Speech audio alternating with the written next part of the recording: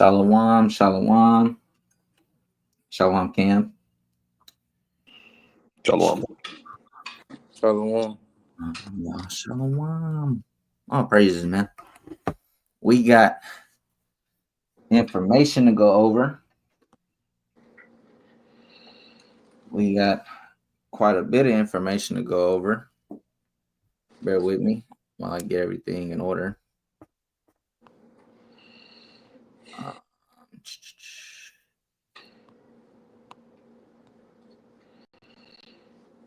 Hold on. I'm trying to get my charger real quick.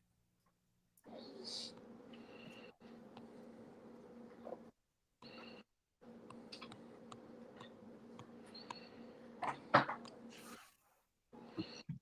right. So,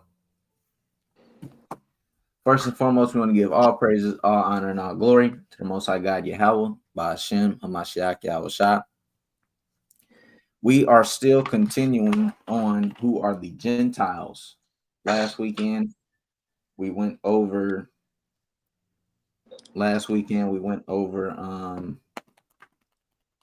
Solomon, King Solomon, and how the nation split. How Judah and Israel split.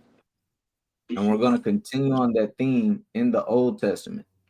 We're still not going to go to the New Testament yet because there's still a lot to uncover and unpack in the Old Testament. We got to talk about Ezekiel. We still got to talk about some things that happened in Kings and Chronicles. We still got to go over what happened in Ezra and Nehemiah. We still got to go over what happened in the Maccabees. It's a lot to unpack, but it's all going to help us whenever we get to the New Testament. I promise. It's all going to make sense, and it's all going to help when we get to the New Testament, right? Whenever we get to that Romans 11, whenever we get to those, those epistles, when we get to the Gospels, when we get to Revelation, it's all going to make sense, right? Gentiles is a hefty breakdown, right? But today we are in Ezekiel. Today we are in Ezekiel, and we are going to learn about Aholah and Aholibah. We're going to learn about Aholah and Aholibah. It's something that I never did, but I did today was look up what their names mean. Looked up what they meant. So we got Aholibah. This name means woman of the tent, or the tent is in her. And this symbolically represents Judah. Okay, so keep that in mind. When we're reading this, when we're reading about these two women, it's going to represent, one of them is going to represent Judah. Aholibah, let's see, or Aholah, Salakia. Aholah means her own tent. Closely similar names. And this represents Samaria. Who is Samaria? That's going into the northern kingdom, Ephraim. Ephraim is what it's going into, right? Ephraim is the head. So let's keep that in mind, and we are going to start reading. Shammai, go ahead and start reading that chapter 23, Ezekiel 23, verse 1. This is the book of Ezekiel, chapter 23 and verse 1. The word of the Lord came again unto me, saying, Son of man, there were two women, the daughters of one mother, and they committed whoredoms in Egypt. They committed whoredoms in their youth. There were their breasts pressed, and there they bruised the teats of their virginity. Come on. And the names of them were Aholah the elder, and Aholibah her sister, and they were mine, and they bare sons and daughters. Thus were their names. Samaria is Aholah, and Jerusalem Aholibah. So real quick, we starting to see off in the beginning that they committed whoredoms in Egypt. Remember, this is all symbolic. And all of this is symbology or symbolic of the northern kingdom and the southern kingdom. How did they commit whoredoms in Egypt? By following after their ways, doing after their customs, following after their idols. But who do we belong to? We belong to the Most High. We're married to the Most High, right? Both sisters, Jerusalem and Samaria, both married to the Most High. But we began to be like unto what? Egypt. This is going to be a common theme throughout the scriptures. Whenever you're reading, it's going to be a common, repetitive theme. And if you are acting like an Egyptian, they're not going to say, man, that's a Jew. He just want to be an Egypt guy. He just want to be a Hamite. No, they were going to call your ass a Hamite. Oh, him? He's an Egyptian. That was very common back then. That's just what they're saying. I mean, you act like an Assyrian? Okay, you're an Assyrian. That's all that was happening, right? But we're reading about Ezekiel right now, or reading in Ezekiel. And if you know anything about Ezekiel, this is being written and taking time during Babylon, right? So let's keep reading. And Aholah played the harlot when she was mine, and she dotted on her lovers, on the Assyrians her neighbors, which were clothed with blue, captains and rulers, all of them desirable young men, horsemen riding upon horses. Thus she committed her whoredom with them, with all them that were the chosen man of Assyria, and with all on whom she dotted. With all their idols she defiled herself. So real quick, what is this going into? This is going into how the northern kingdom got down with the Assyrians. How the northern kingdom, why did the northern kingdom get down with the Assyrians? Because the Assyrians came and took over and led away the northern kingdom. That's how. And you'll see, we'll go into Isaiah. And Kings. What's up? Said and Kings. And Kings. And Kings. It's a certain scripture. If you wanna grab that in Kings right now, you definitely can. It's something in my head though. Let me see. I'm gonna swing that way. Bet. This is all gonna make sense. Let me see if I can find it.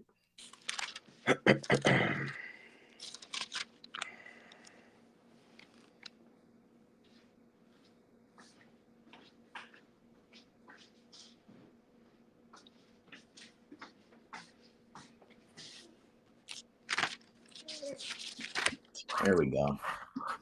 All right, you can grab yours first whenever you get to it. All right, give me a second. And let me know where it's at, because I'm gonna pull it up. All right, hold on. I gotta find it. It's been a minute. Yeah, you good. You are good. Like I said, the Assyrians, and if you go into these words in these translations, it says, and she doted on her lovers. It's graphic, but it's leading towards sexual intercourse. Why is it though? Why is it talking about sexual intercourse? Is because they spiritually committed adultery. At first, Assyrian, the northern kingdom spiritually committed adultery with the Assyrians. Did you have it? Yeah. 2 Kings chapter 18. Bad. This is stuff that you want to get a pen and pad out for and take notes, because this is stuff that we like to skip over. We don't like to read it because it's a tad bit boring, but it's a lot of good information in here, right? But go ahead, King. All right, Con. I'm gonna start at It's more information that goes on, but I'm gonna just get to the point. Let's go to verse 9. Verse 9.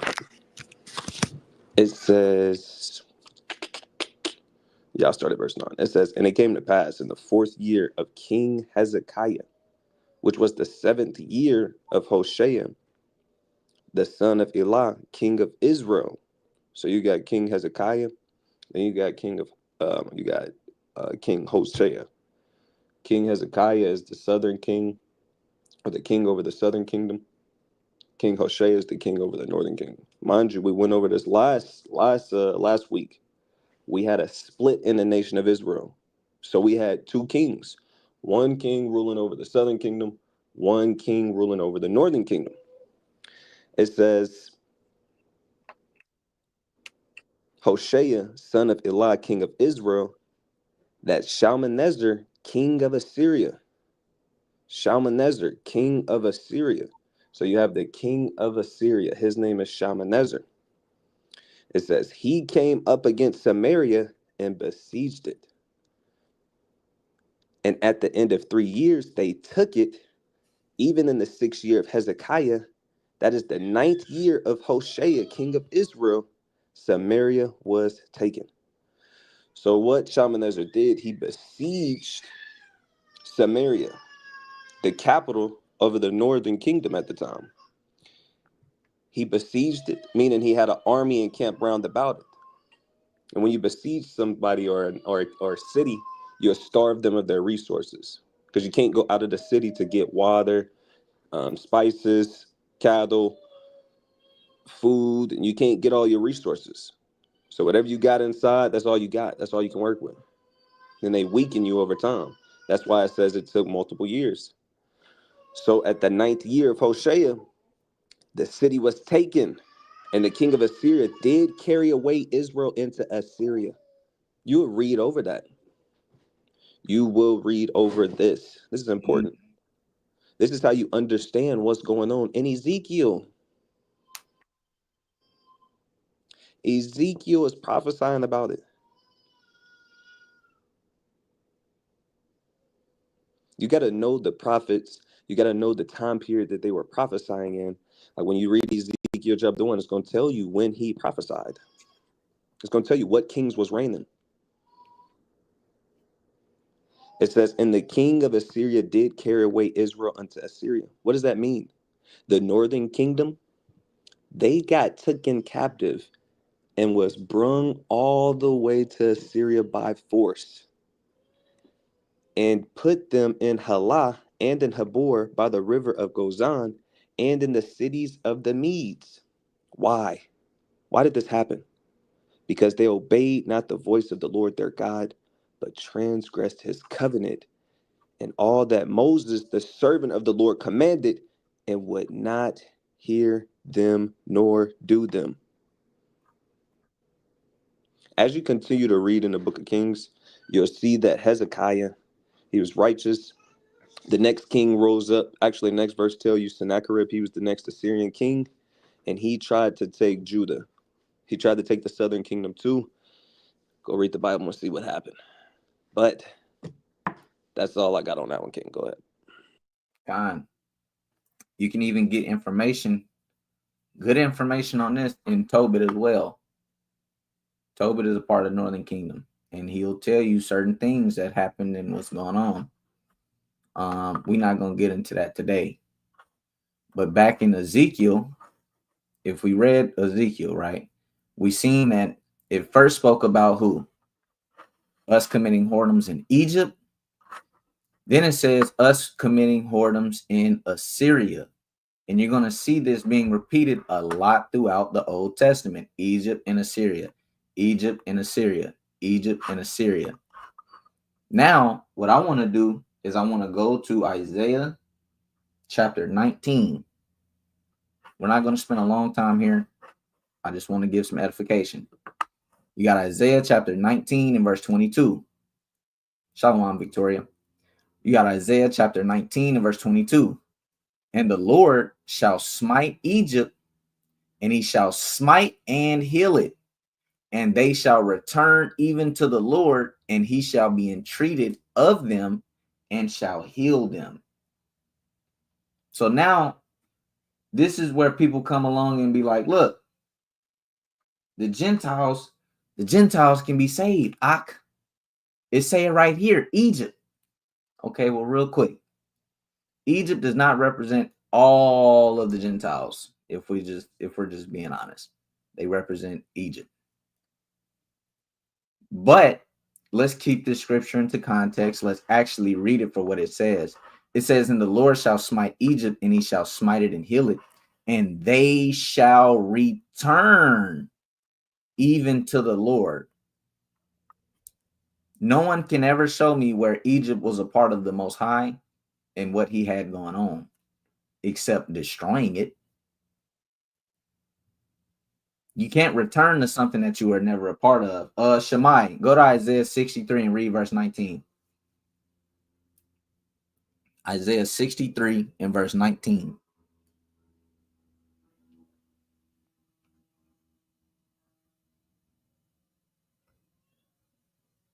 Shammai, you here?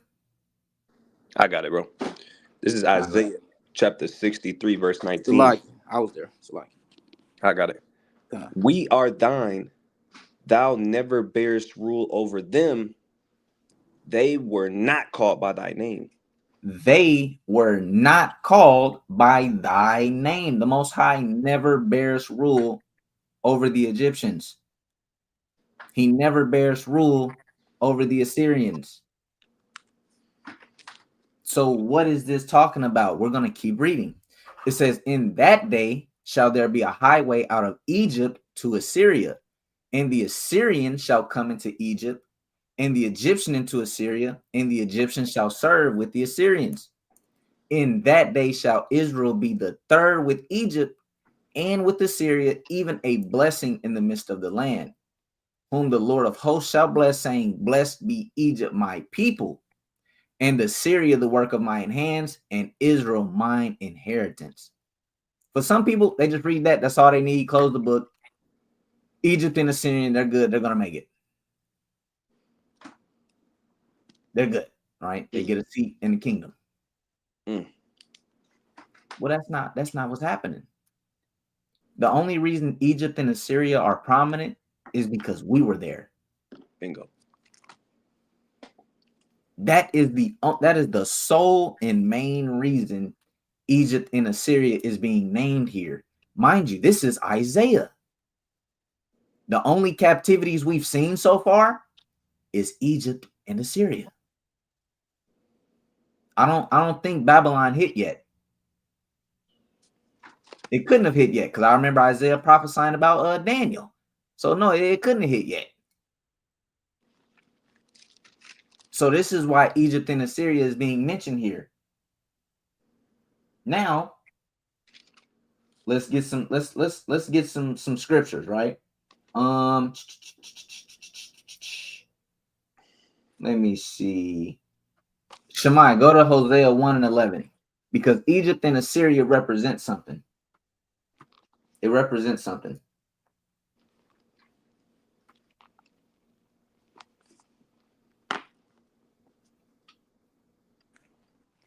It's the book of Hosea, chapter 1, and verse 11.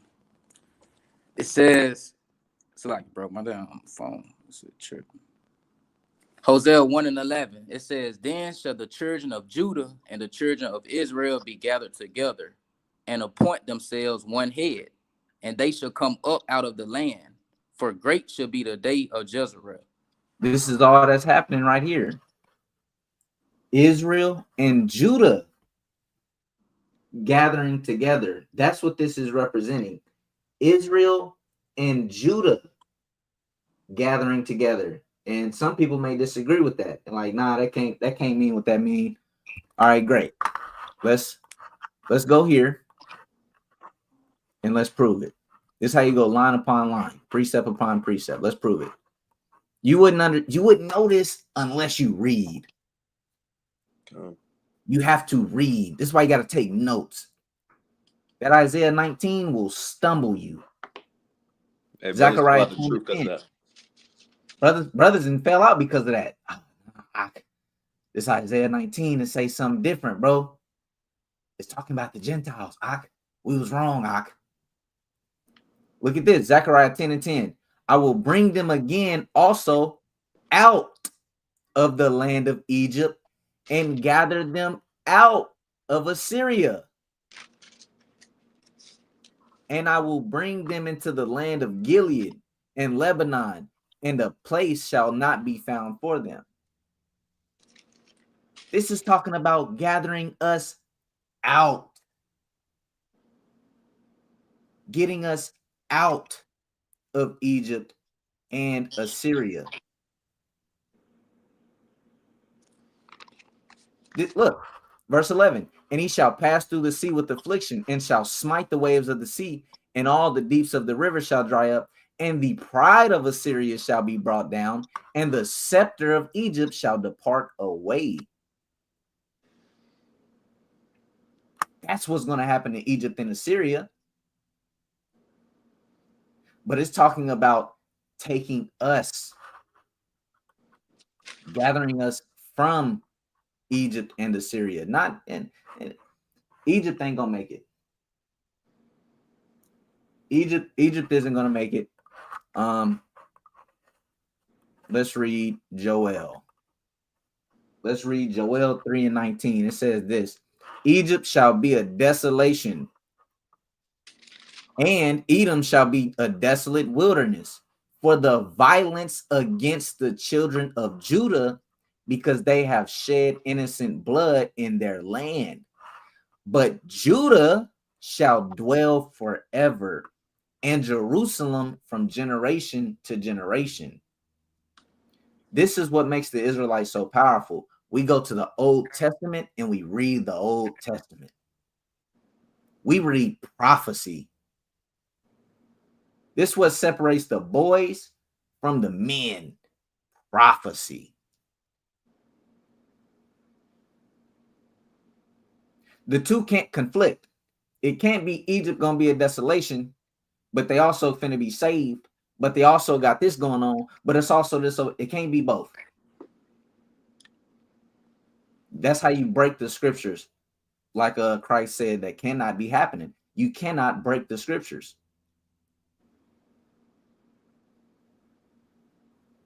So I wanted to get into that real quick. We finna get back to this Ezekiel. Mahar, did you have a point?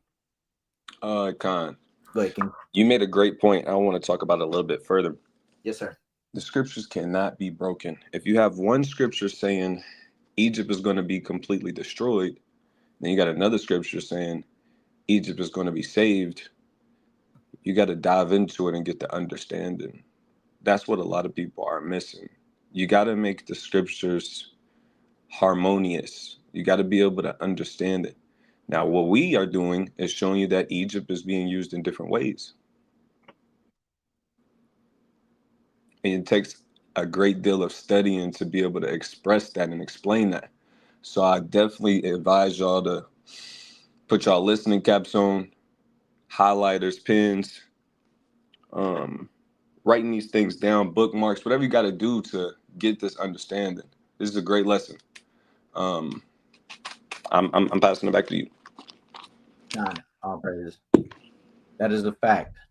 That's a fact. This is what trips people up because they haven't read this.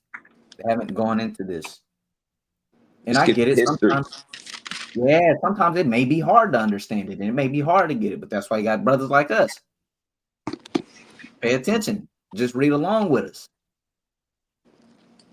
So we're in Assyria with Ahola, and she's playing the harlot with the Assyrians. She's going to Assyria. She's gone into Assyria. And it's a powerful, powerful parable that Christ's given over this, but we're not there yet. But we're not there yet. Not there yet. I don't even want to touch the New Testament. We still got Old Testament work to deal with. We still got prophecy to go through. And then that's where people mess up. They think the Gentiles is this new thing in the New Testament, and now it's just talking about everybody. But you failed to do the history and the research on the Old Testament. You failed to crack that old book open. Ain't nobody reading 2 Kings chapter 18 no more, King. Ain't nobody reading that. Ain't nobody touching that, man. That's Shalmaneser. I mean, if you even Google Shalmaneser, Ebenezer, Tiglath-Pileser, like these are real men. You can research them, and the information checks out with the Bible. Yep. It checks out. This is nothing but cold hard history. Scholars know these things.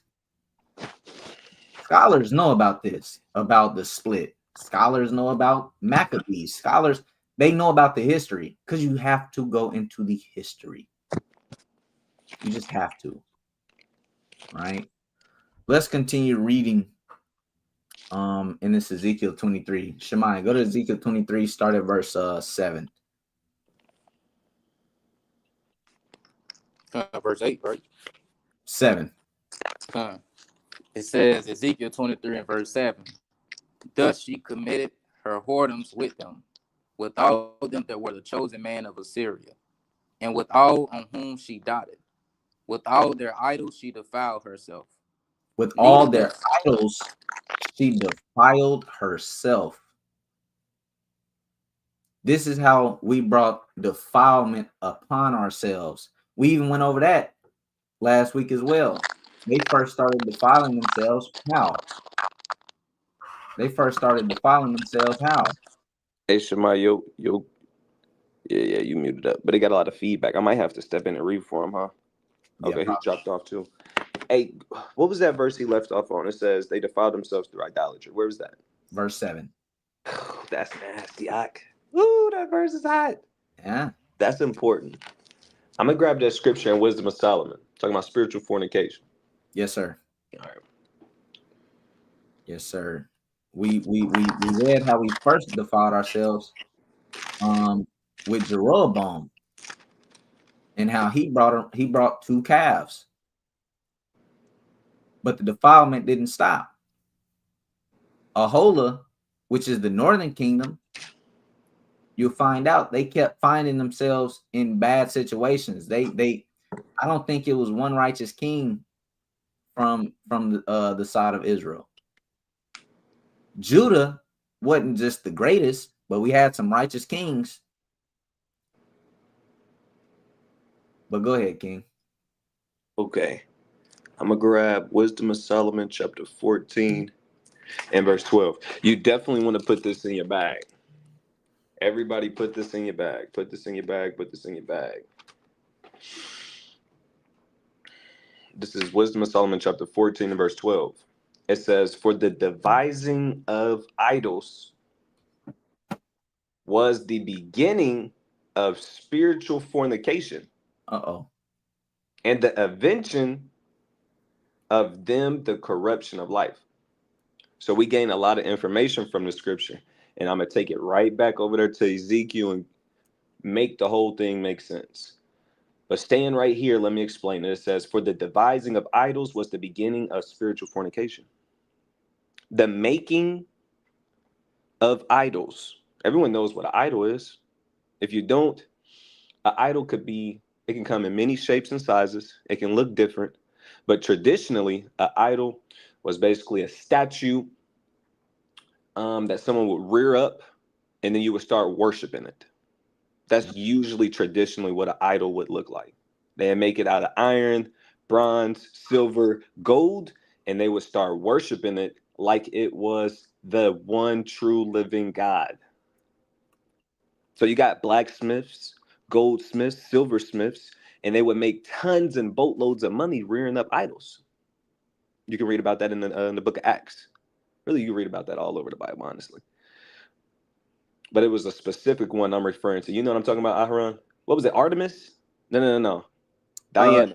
Yeah. So without going into it too deep, making these idols, that's the beginning. That's the start of spiritual fornication. Because our God is Yahweh. Yep. When you start serving another idol or another God, You're committing adultery. Yep. You're fornicating. Are you actually having sex with this idol? No. But you're committing spiritual adultery, spiritual fornication, because you cheating on your God. Yep. So when we read in Ezekiel chapter 23, this is a fundamental that you gotta understand. Our people was committing spiritual fornication with these other nation gods. Egypt was known for its gods. Assyria was known for its idols. And our people were enticed by their gods and their idols. Yep. Everybody understand that? We walked off in here and just fell down because we just, people was bugged out. Right? That's all I'm gonna say. These idols back then, I know it may seem easy to look back on it and be like, man, I'd have never did that. That's just that's just wood and stone. Nah, these niggas have power. Niggas had power back then. Niggas was dying. They'd kill you behind this idol. I got a precept. Go ahead, King. This one is worthy right here. This is another good scripture. It's giving y'all understanding. Hey, people don't put enough respect on some of the minor prophets. Like Hosea, this is why it's so good to understand the timeline. Like Hosea, he prophesied, he was a prophet to the northern kingdom specifically because of idolatry. Yeah. You're going to see the word harlot. Harlot goes into idolatry a lot of times on a spiritual level because you come in spiritual fornication. Yep. Or adulteress. That's what you're going to see all through Ezekiel 23 as we keep reading. Played the harlot. Or she doted. You're just being fast. That's like the Most High saying, y'all hear the elder women like, you just fast. Yep. That's how the Most High, you doted. You a harlot. Because you sleeping with other gods. We got to get y'all in a frame of mind of how the Most High used these words through these prophets. But this is Malachi chapter 2, verse 20. Malachi chapter 2, verse 11. Look at this one. This one is good. This one is good. Put this in the bag. We giving y'all the bag right now. I ain't gonna lie to y'all. We're giving you the bag. We're giving you the bag. We're giving you the bag. This is Malachi chapter 2, verse 11. Judah have dealt treacherously. He went off. How did he go off? An abomination is committed in Israel and in Jerusalem. For Judah have profaned the holiness of the Lord which he loved. So you profane the name of the Most High. You used to love Yahweh. You profaned his name. How did you profane his name? And have married the daughter of a strange god. Uh-oh. Said it ain't hot. Uh-oh. Now you a harlot and a hoe and an adulteress. Yep. You was married to the Most High, but then you broke up with the Most High. Nah, I'm not even gonna say you broke up. You was married to the Most High, then you went behind the Most High back and you slept with another person, another god. Now you in idolatry. Now you in idolatry. The Most High don't play about that. Now you serving Ashdod and I don't even know these idols' names, and damn Zeus and Molech, Gilgamesh. You serving all these strange idols whom you and your fathers have never known. Uh-oh. You serve look Dagon. You serving Dagon now. You serving what was it? What was he mentioned in Bell and the Dragon? Dagon. That was Dagon. I want to say it was. Wasn't it? It sounds familiar. I'm pretty sure it was. Well, you either way you was serving them. You know what I mean? Brothers was serving animals and all kinds of beasts and fowls, and it was just abomination. And this is exactly how Israel got down. We are considered the Most High's wives. Most High does have 2 ribs. Uh-oh. That hurt. That hurt somebody. That's not what this lesson about, King. And now why you had to bring that out, Ak? But both of his wives committed adultery. And this is how the Most High can put it to us to where we can understand it. Going and playing the harlot, right? Let's keep reading. I'm gonna start reading verse 10. No. I know we read 7. Yeah, we read 7. Verse 8. Neither left she her whoredoms brought from Egypt, for in her youth they lay with her, and they bruised the breast of her virginity and poured their whoredom upon her. So we didn't leave off. We didn't leave off our whoredoms from Egypt. We kept that with us. Let me get in there. Go ahead. When we left Egypt, we was in the wilderness. Moses went up to the mount, dealing with the Mosai. He came back down from the mount. We just got delivered out of Egypt. What was they doing? Idolatry. Yep. They made them a calf. And they said, this is who brought us out of the land of Egypt. The Lord just saved us from an abusive relationship. Think about that. Fellas, imagine you saving a woman from an abusive relationship. You get her out of there. The guy was beating her. You save her. You give her the world. You say, just submit. Just be submissive to me. And she say, I don't know. I miss Derek. Derek did stuff this way. Derek, he had stuff in order this way. This is how he did it. I know you lying. Then you catch her kind of texting Derek. Hey, what you doing? You're like, what? He used to put his hands on you. You still have a black eye. Like, are we serious? That's how we did the Most High. That's how we just did the Most High. It's like, wow, I was taking care. Like, I take care of you. I give you the world. I do everything. Nope. We like abusive relationships. The fellas go over it all the time. How a woman, she'll lead a good guy and go for the bad guy. The nigga that don't care about her. Nigga don't care about her. Hey, we might need to bring out that. What's that, Ezekiel 16 or is it 26? It says she's a contrary harlot. Yeah, that's what I was thinking about. I didn't know if it was in here or not. But if you say it's not in here, then it's probably not in here. Grab it. I want to say it's chapter 20. Is it? I'm gonna check. I'm gonna check 16. Kind of. I don't know.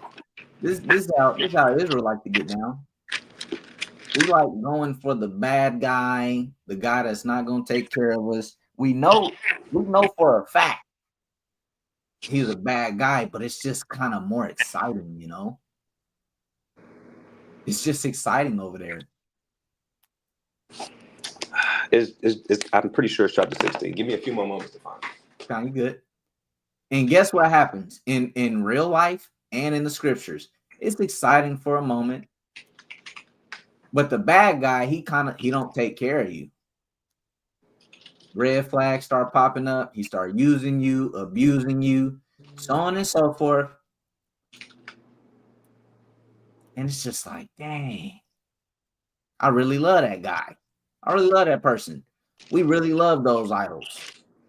It's like, y'all. All right, I got it. What's up, Tamai? Hey, the bad guy usually end up in jail or dead. Bad guy usually end up in jail or dead. Now you got a baby by him. And she know this.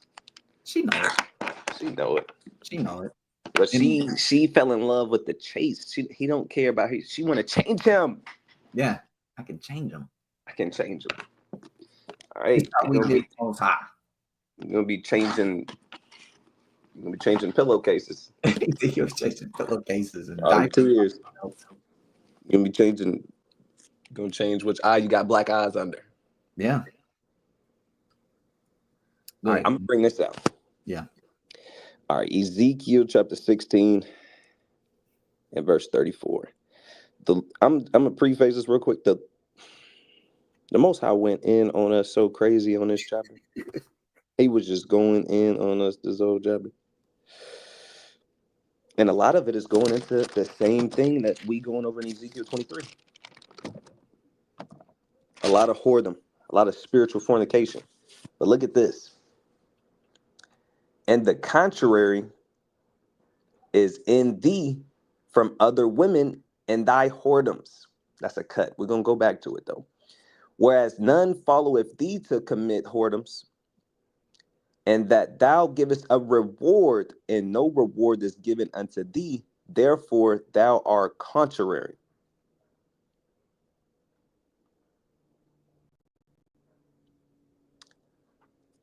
It says I'm gonna go back to the top, and the contrary is in thee from other women and thy whoredoms.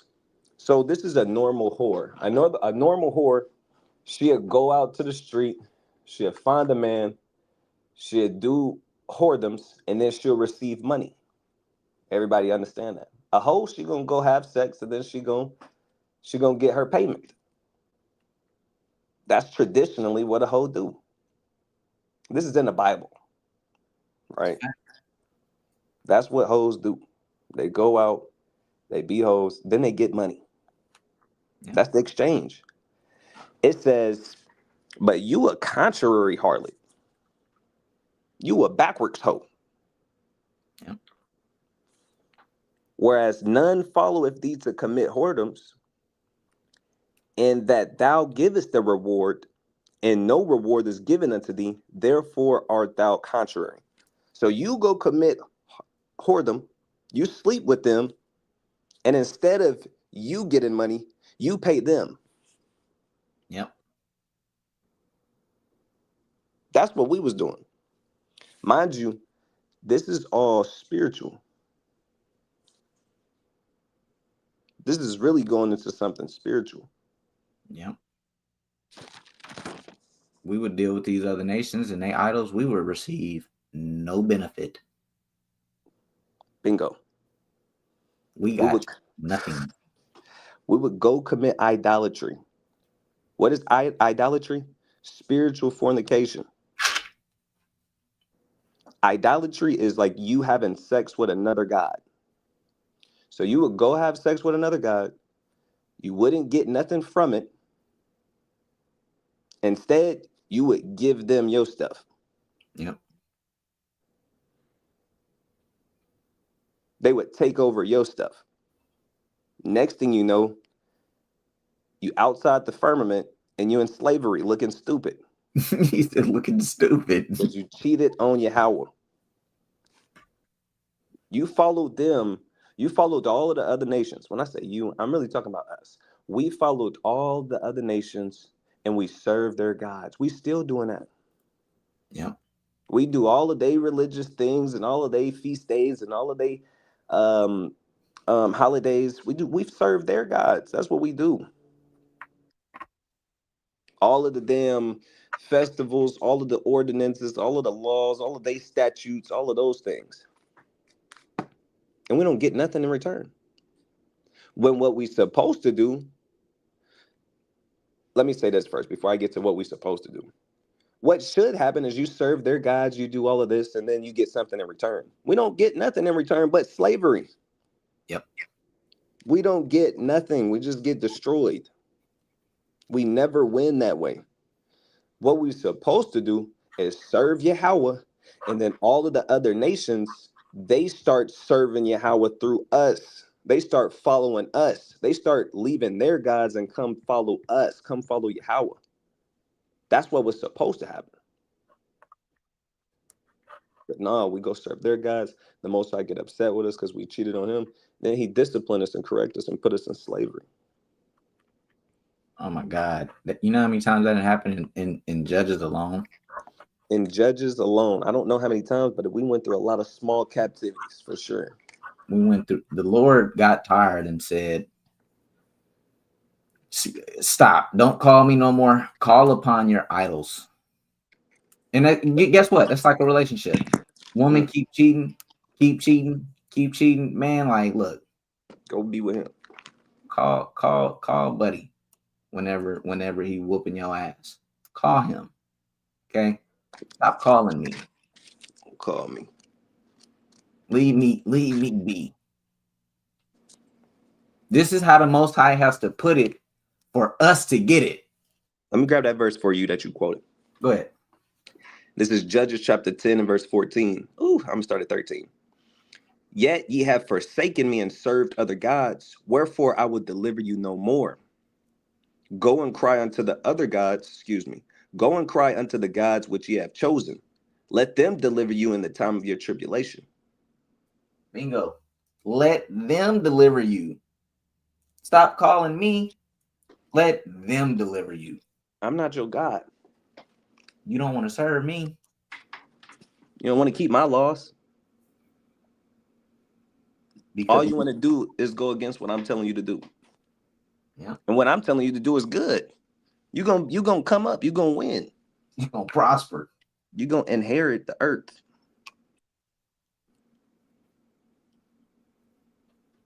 And we was reading this in reading class last night. The strange woman. The strange woman going into idolatry. She kind of enticing. What did it say, Cameron? I remember Captain DeBar asking you, what do you think the strange woman is? It says she speaketh smooth things. Her let me go to it real quick. I know we cooking a little bit too hard, Aharon. We supposed to be in Ezekiel 23. Hold on. You know how it go though. It all go together. Oh yeah.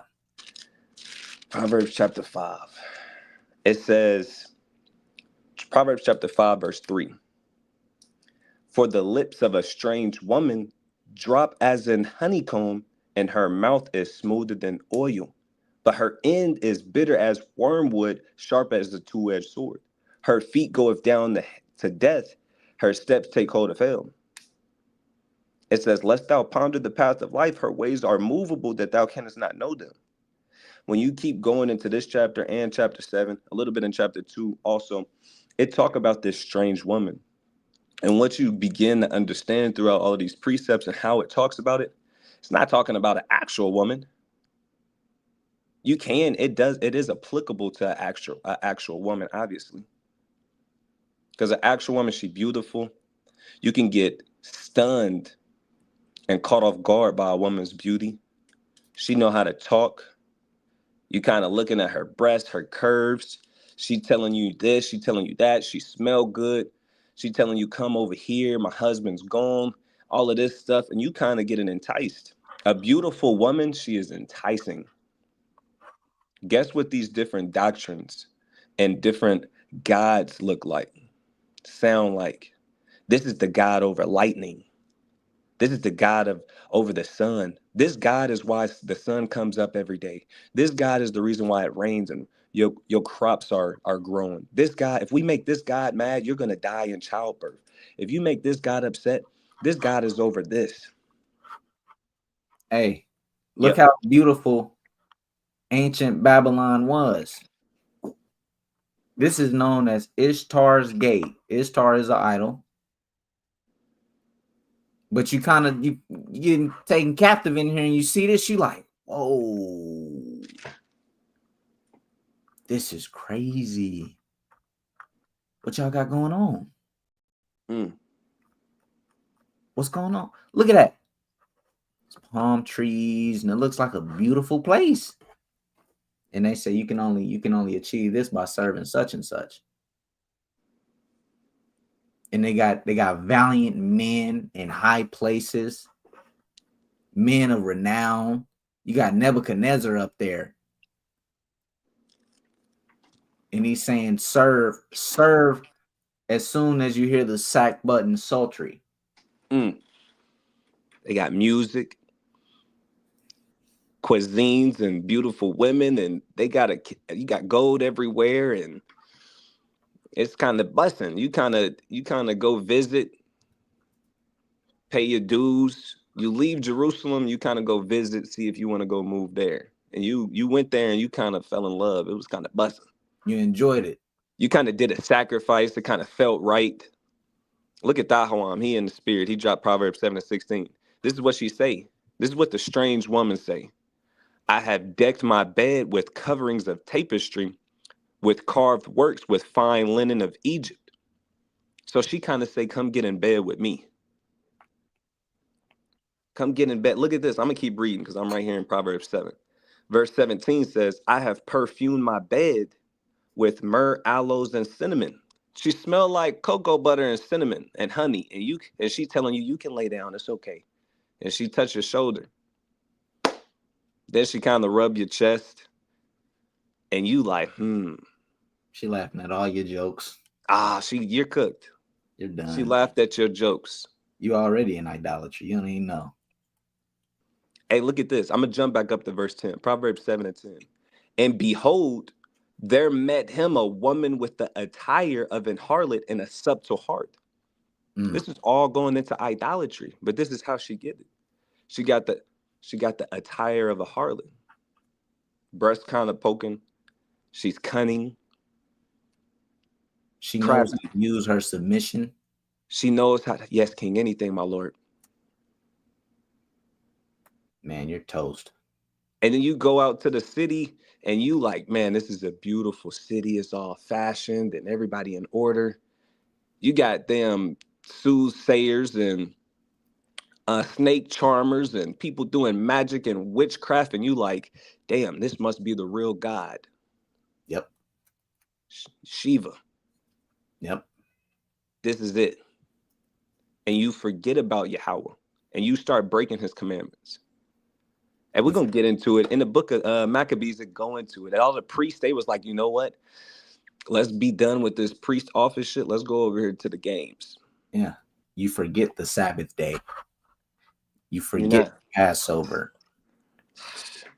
You forget those. And you start holding Ishtar Day. Ishtar Day is insane. You start holding Ishtar Day. That's so nasty. That's awful. Hey, you forget Passover, and guess what? It's all about Christmas.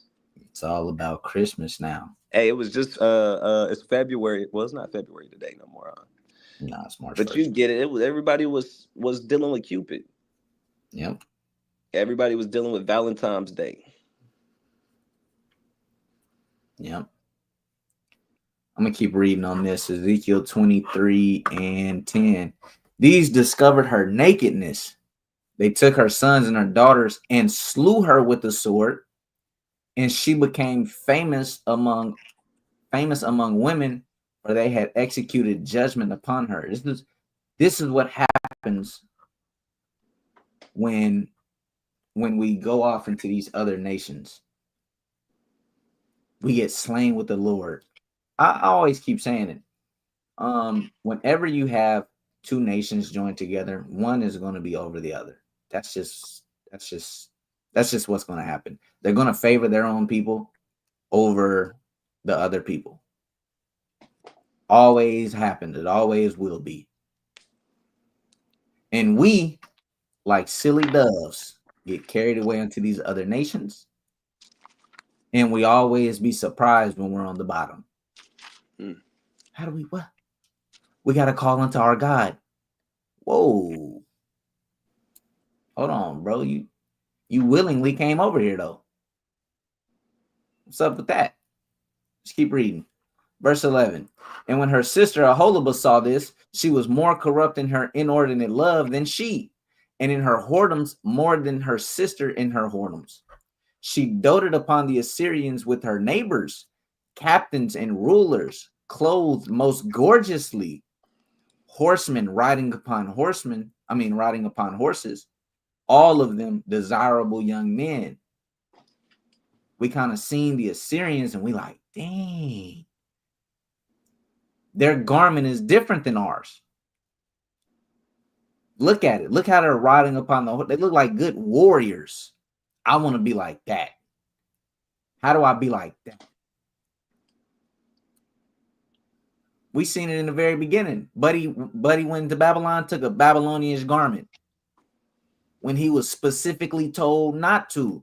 And he tried to hide it so much that he buried it.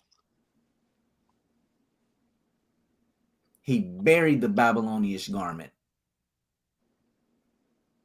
This is how bad we want to be like other nations. Do y'all not know that we only have a king because we seen the other nations have a king?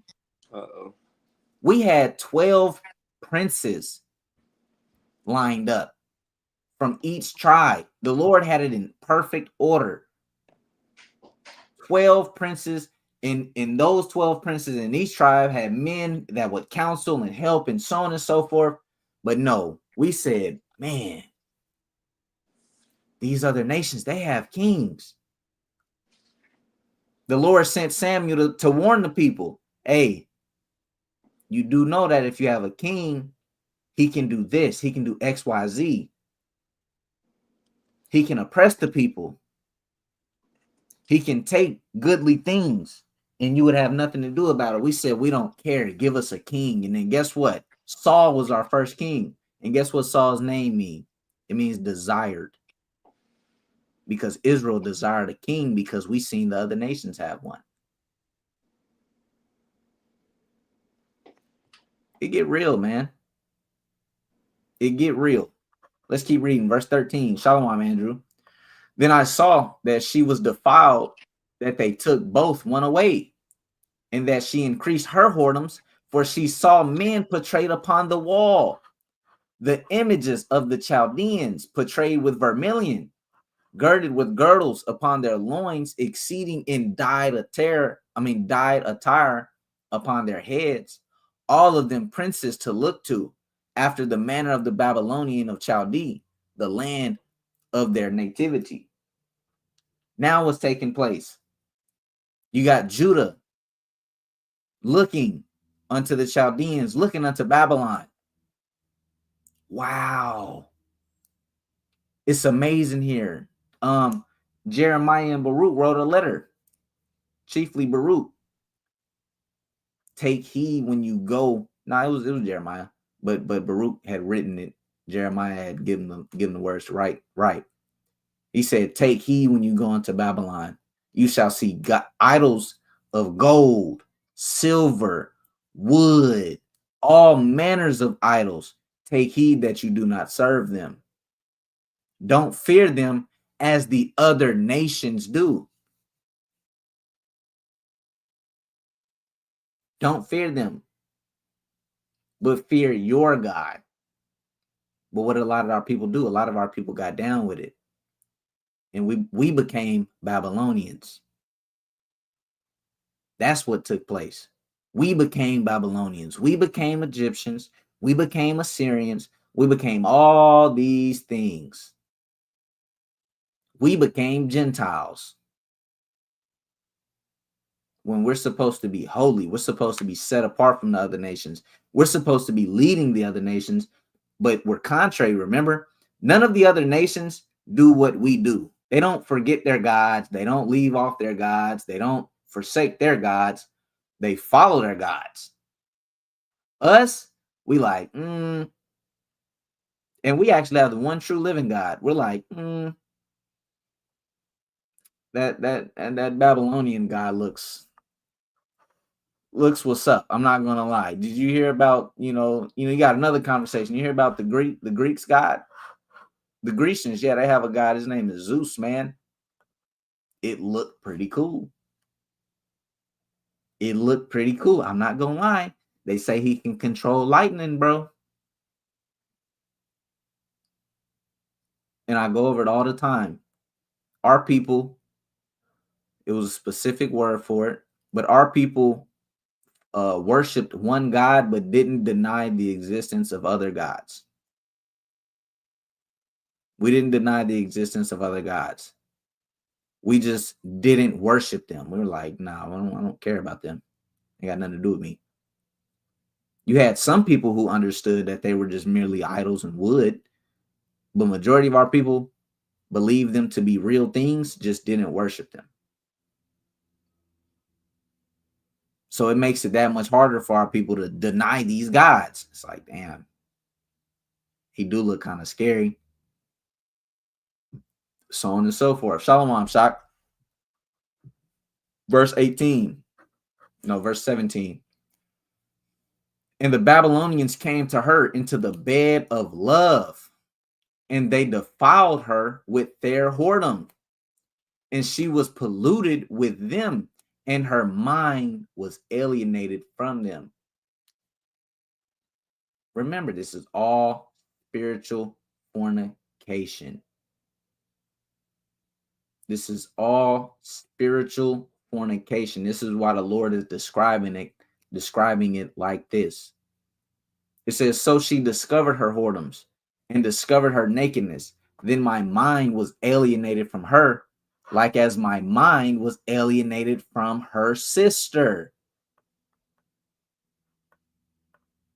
This is when the Most High starts. Nah, I'm not dealing with y'all no more. People getting cut off. We read it last week. Ephraim is joined unto idols. Let her alone.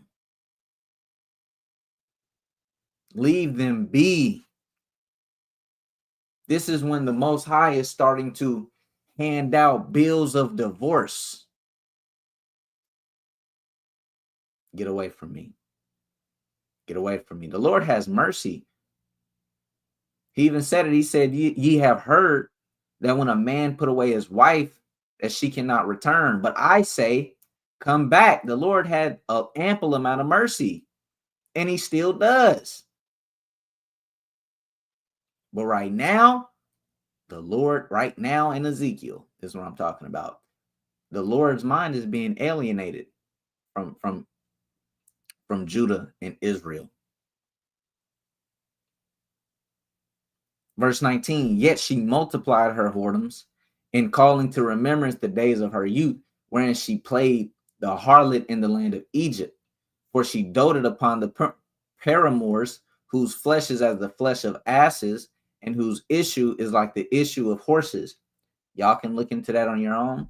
It's very graphic, but it is the Bible. Shalom Victoria, Shalom Molina. It says, thus thou callest to remembrance the lewdness of thy youth and the bruising of thy teats by, it says, by,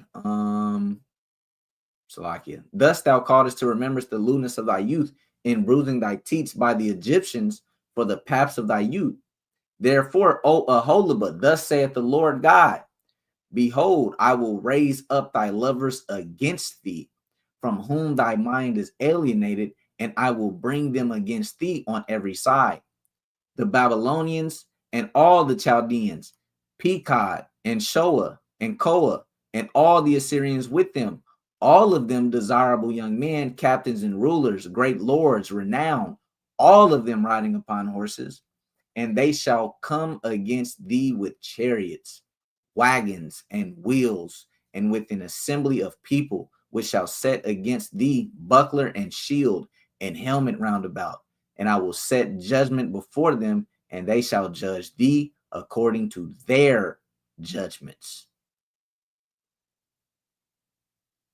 According to their judgments. The Most High God is going to let them deal with us however they want.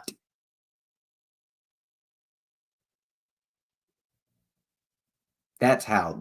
Even David said it, I believe. He said it's better to fall into the hands of the Lord than the nations. These nations, they're not going to show you mercy. You want to be like them so bad, even all the way up until America. You want to be like them so bad. Most High said, all right, cool, I'm going to let you have it. You don't want to be an Israelite? Cool. Be a Babylonian. Be an Assyrian. Be a Hamite. Be an Edomite. Be an Ishmaelite. Be a Muslim. Do you think? I'm going to let them handle you according to their judgments. Shalom, brother Ymir. Let me see. Let's keep reading. It says, and I will set my jealousy against thee, and they shall deal furiously with thee.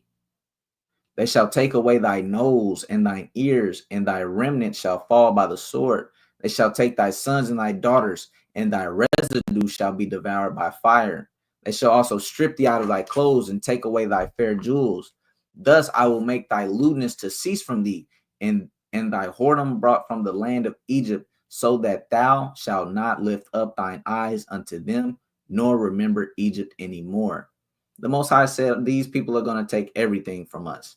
And in another scripture, we received everything from the Most High. He said, I decked thee with raiment. I gave you jewels. I gave you everything. It even happened one time. The Lord said, wherein have I wearied thee? Testify against me. I saved you from Egypt. I saved you from the Assyrians. I saved you from the Hamites. I saved you from the Philistines. I've saved you from the Canaanites. I've saved you from the Edomites. I've saved you time and time again. Wherein have I wearied thee? What did I go wrong at? What did I do that was wrong? I gave you Moses. I gave you Aaron. I gave you the Levites. I gave you food, shelter. I gave you everything. I gave you the world. If you went out to war, I was with you and I fought for you.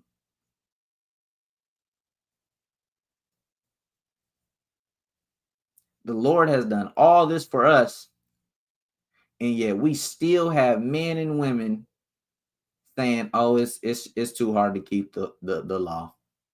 We don't got to keep the. We don't got to obey God. He wouldn't want that. He wouldn't want that. No, he wants us to be happy.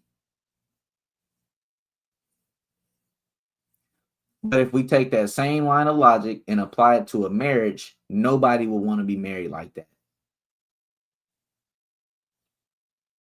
There's no rules, there's no order, there's no structure, there's just chaos. Nobody wants a marriage like that. But whenever we look at it from the Most High's perspective, oh, he's fine. He doesn't want me following those rules, those old things. And we wonder why we in the position that we're in. It's because we keep following after these other nations. It's because we are acting like these other nations.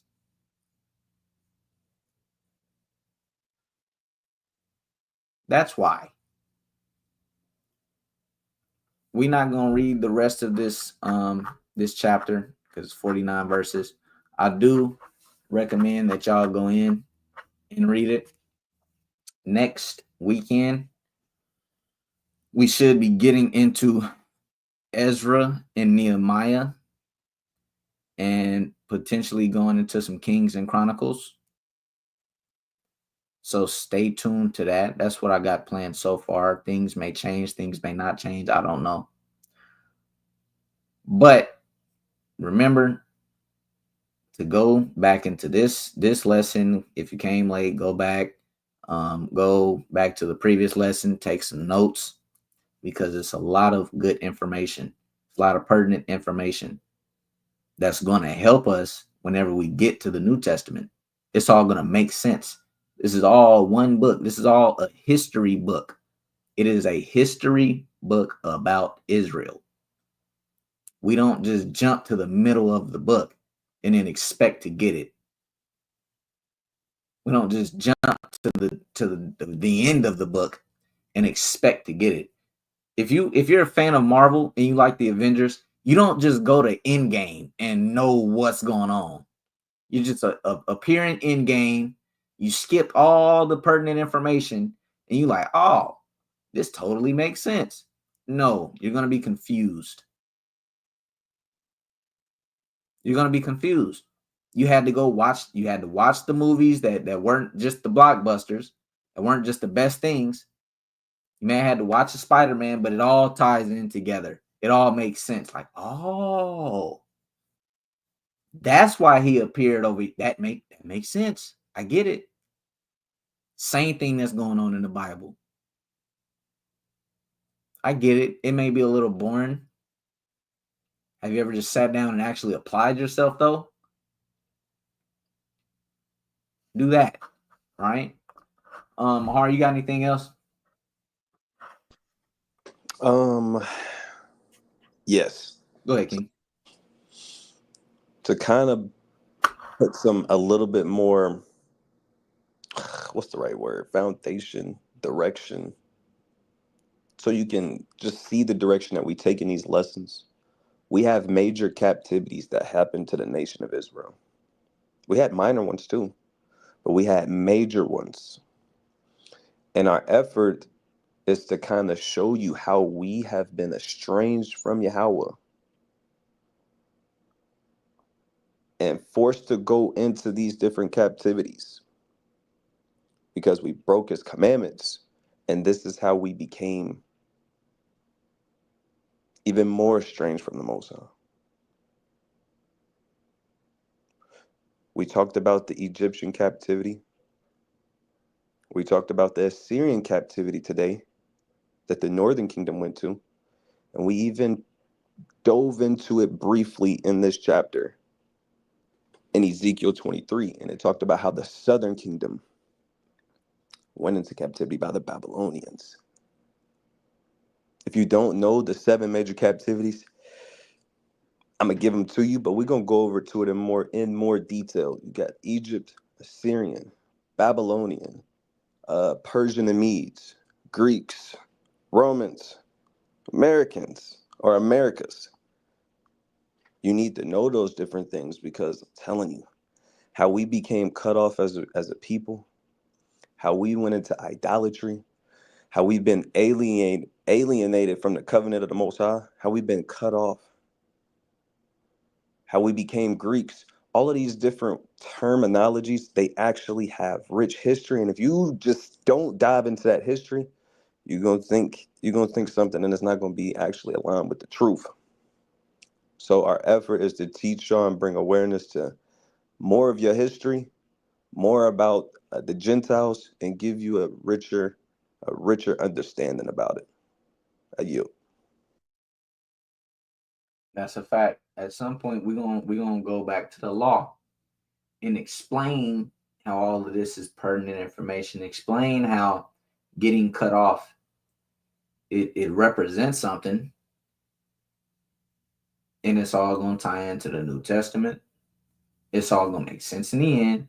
We're all gonna know who the Gentiles are in each context. It's just important information, right? So I don't got nothing left. I think Mahar was done. So with that, we want to give all praises, all honor, and all glory to the Most High God Yahweh by Hashem Mashiach Yahweh Shah. And we want to say Shalom. Shalom, brother. Shalom.